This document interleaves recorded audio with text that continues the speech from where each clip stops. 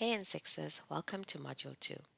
In Part 1, we will look at the submodule Shellfish, and we will focus on the different categories of shellfish and their various types and examples. We will take a look at each category quite in-depthly. So follow along with your PDF notes as we explore shellfish. So what exactly is shellfish? Shellfish are animals that live in water and have shell or shell-like exteriors. I say shell-like exteriors because some have really hard shells like your mussels and your oysters, and some have softer shells like your prawns and shrimp. There are a lot of nutrition around our food sources, and shellfish is just the same. It has a nutritive value, which means that it has some form of nutrition. Most of the fat that is found in shellfish is in the form of omega-3 fatty acids. I'm sure you heard the term omega-3s. They are also available in other protein sources like eggs as well as salmon. Omega-3 has a range of health benefits, including improving brain and heart health.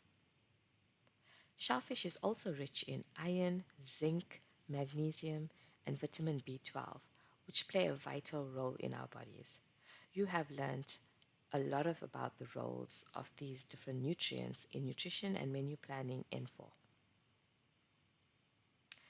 Our food sources are never actually unhealthy. It's the way we prepare them.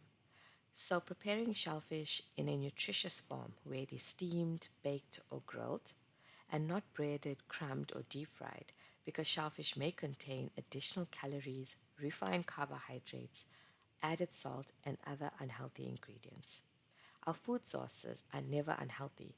If we think about a potato, it really does have the nutrients that we require for our bodies to function. But if we take a potato and fry it in the form of French fries or chips, it becomes unhealthy. So our preparation methods determine how healthy our actual food source is.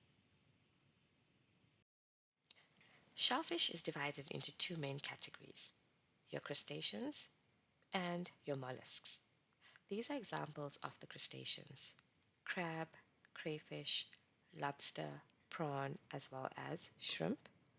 Mollusks are further subdivided into gastropods. Gastropods are known to have just one solid shell. Examples of gastropods are abalone. South Africans know them better as parlemon. Conch, limpet, snails, and whelks are great examples of gastropods. The next subdivision is bivalves. The word bi means two, which means there are two shells hinged together. Examples of bivalves are clams, cockles, mussels, oysters, and scallops. And finally, we have the subdivision called cephalopods. Cephalopods don't actually have a shell, but they are under the category mollusks because of their soft bodies. Examples are cuttlefish, octopus, and squid. There are clear differences between crustaceans and mollusks. Crustaceans are covered in a hard shell. They generally have jointed limbs. They move fairly easily. They can either swim or walk on the ocean floor. Shell often turns color when cooked, and these are very much seen with lobster and prawns, for instance, where they turn pink, and that signifies they are cooked. They also have segmented bodies. You can tell the head from the body to the legs. They are segmented. Mollusks, however, have a hard outer calcified shell. The word calcified means that it's actually kind of rough and kind of toughened by the seawater and the salt in the seawater. They don't have limbs and definitely do not swim around. They have limited mobility. When we say limited mobility, it pretty much means that they can only move with what they're attached to. Example, the reefs, for instance. Some forms can be eaten raw. This is generally only form of shellfish that can be eaten raw are oysters. These are generally served with lemon juice and Tabasco sauce as an accompaniment. The reason for this is the acid actually kills off some of the bacteria that may be present. They generally have a soft inner body and flesh. You could generally see this with things like abalone or snails, When you touch the inner body, it actually shrinks as a defense mechanism. Now we're going to take a look at the classifications a little bit more deeply, and we're going to take a look at crustaceans first. So we're going to take a look at prawns, shrimp, crayfish, and lobster, as well as crab. So when we take a look at prawns, they generally have a shell, but softer, 5 pairs of swimming legs, 5 pairs of walking legs, 3 of which actually have claws, and a tail. This helps the actual prawn with the movement. They generally eat plant material, decaying organic matter, microorganisms, smaller shellfish, and worms as well. The important thing to note when working with prawns is that you should devein them sufficiently. This is removing the actual waste tract that's inside the prawn by literally cutting through the flesh and removing the tract and rinsing the actual prawn. Shrimp is very similar to prawns, but they are slightly more petite and smaller. They generally live in salt water. They have claws on 2 of their legs. The second segment of the shell overlaps the first and the third shell. This gives a distinct blend to their shape. Crayfish and lobster. Crayfish do not have claws like lobsters, and in South Africa, crayfish is referred to as creef, but their correct name is rock lobster and spiny lobster. Crawling crustaceans that live on the ocean floor and cold water varieties tend to be more firmer, have tender meat, and sweeter in flavor. And finally, the crab. Crabs have small bodies, long legs, and claws where most of the edible meat are found. They vary from very small to very large in size and weight. Not sure if you've been to the local aquarium, you will see these king crabs that can stand as tall as us. They can be bought fresh near coasts, but most crab meat is cooked, processed, and frozen. The next classification of shellfish that we will look more in depthly into is mollusks, the bivalves.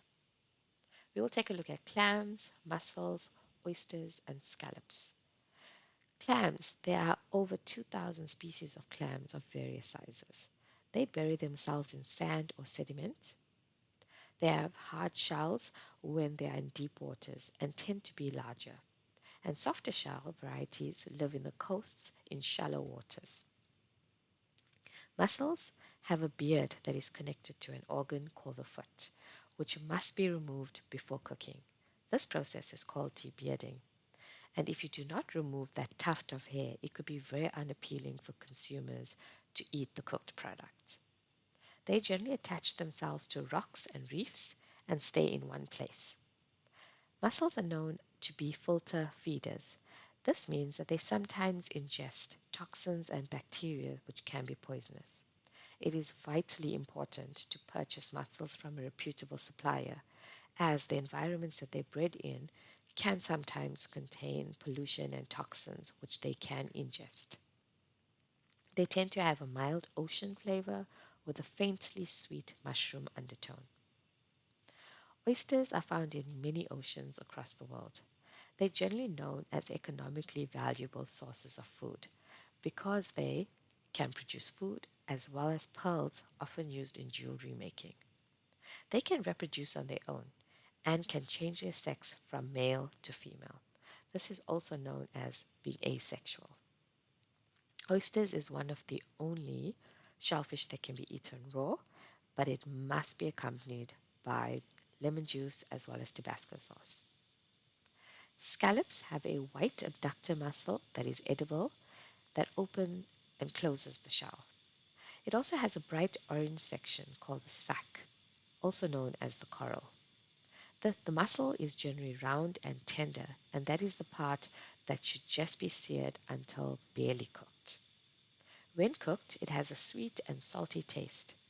The coral is edible, but not commonly eaten. Let's take a look at cephalopods. The different types of cephalopods are octopus, squid, also known as calamari, and cuttlefish. Octopus are soft bodies, shellless, 8-limbed mollusks. We know that they have 8 tentacles. They're related to the squid and cuttlefish.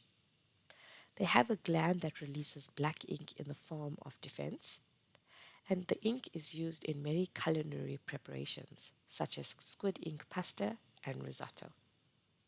Squid and calamari are elongated tubular bodies and short, compact heads. The long, slender tentacles with expanded ends and rows of suckers. These are strengthened by the internal shell, composed of bony material. They have complex eyes that are set to the side of the head. Calamari or squid are the most commonly eaten part of cephalopods. Cuttlefish has a broader internal shell called the cuttle bone. This generally looks like a piece of plastic that must be removed from the inner part of the cuttlefish. It's also present in some varieties of squid. Cuttlebone is porous and helps cuttlefish to float underwater. Cuttlefish can adapt to the color of its environment as a form of camouflage, which means that the cuttlefish can use it as its defense mechanism. Flesh is firm and similar to that of squid. All cephalopods have certain distinctive characteristics in common. Their organs, they have three hearts, blue blood, two eyes, and larger brains. They also have the ability to change color. They change the color of their skins quite rapidly. These make intricate patterns and shapes on their skins. This is a form of camouflage, which they use in their defense, and as a mating ritual to attract mates. The anatomy, which is actually the makeup of your body. All cephalopods are made up of a body, a head, and a foot. They have a mantle which protects their organs, arms, and limbs. And finally, what they have in common is their diets. They are all strict carnivores. Carnivores are generally known to be meat eaters.